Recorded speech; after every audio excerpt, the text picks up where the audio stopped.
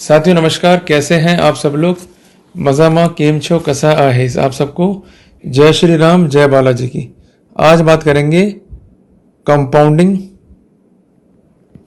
Of offence के बारे में, और जो मेरा एम्फेसाइज है वो है NI 8 पे, मींस चेक बाउंस केस पे। हम सब जानते हैं कि चेक बाउंस केस में अगर अक्यूज्ड और परिवादी राजीनामा कर लें तो इसके 3 फायदे होते हैं। केस का होता है डिस्पोजल। दूसरी बात, जो अक्यूज्ड है उसको एक्विट करना पड़ता है। और सबसे इंपॉर्टेंट बात, you can do compromise at any stage. कई जजमेंट्स जो है हमने पढ़े हैं regarding the compromise and compounding of the offence, पर इस पॉइंट पे जो रिसेंट फैसला ऑनरेबल सुप्रीम कोर्ट का है उसका नाम है सरियाबिच बनाम किशोर। मैंने लिख दिया फैसले का नाम आपकी सुविधा के लिए, और केस नंबर है 1755/2010। जजमेंट जो है प्रोनाउंस किया है ऑनरेबल सुप्रीम कोर्ट ने। इसमें गाइडलाइंस दी गई हैं regarding the compounding of offence. इसको जो है आप नोट डाउन कर लीजिए। मैं रिमूव कर रहा हूं ब्लैक बोर्ड को। Now we are coming on the next slide. सबसे पहला नियम है, if the accused repay the amount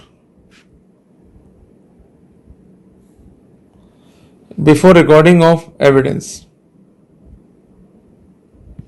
अब यहां पर प्रश्न यह है कि किसकी एविडेंस, प्रोसिक्यूशन की या डिफेंस की।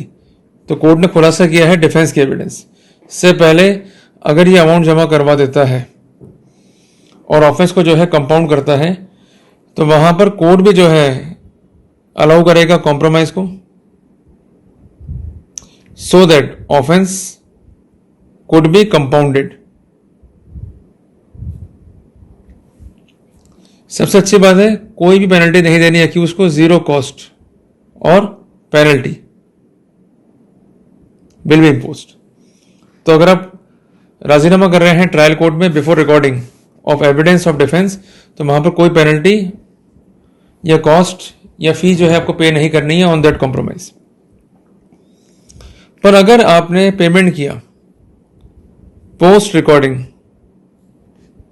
Of defence evidence but prior to judgement, तो ऐसे सिनेरियो में कोर्ट जो है कॉम्प्रोमाइज को अलाउ करेगा,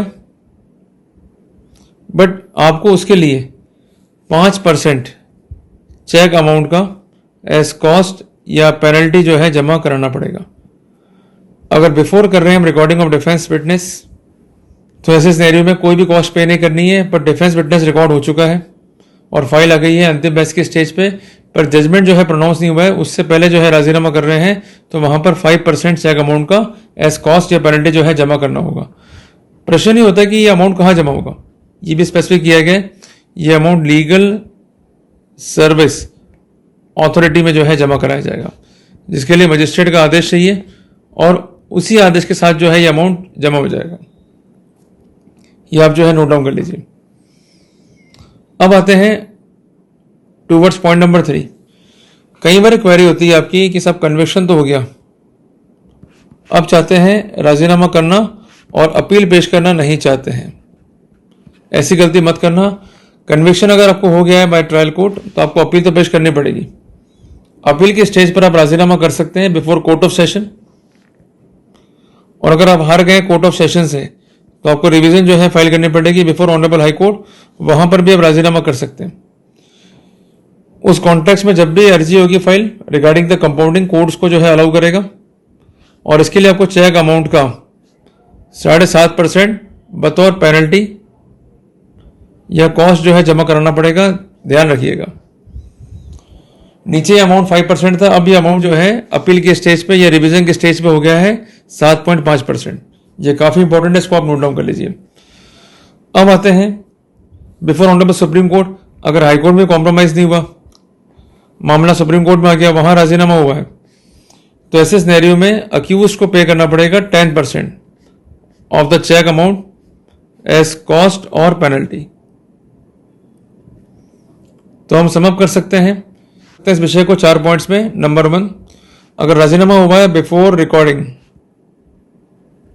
defence evidence 0 cost, after recording defence evidence but prior to judgement राजीनामा हो गया है 5%, at the stage of court of sessions plus high court 7.5%, before honourable supreme court 10%। तो ये रेशो जो है ध्यान रखिएगा। तो कुल मिलाकर के हम ये कह सकते हैं राजीनामा तो होगा ही होगा, but subject to this amount, और इस अमाउंट से आप बच आप नहीं सकते हो, ये अमाउंट तो पे करना ही पड़ेगा। क्लियर हो गया? तो जल्दी मिलेंगे एक नए टॉपिक के साथ। टिल देन, जय हिंद, जय भारत।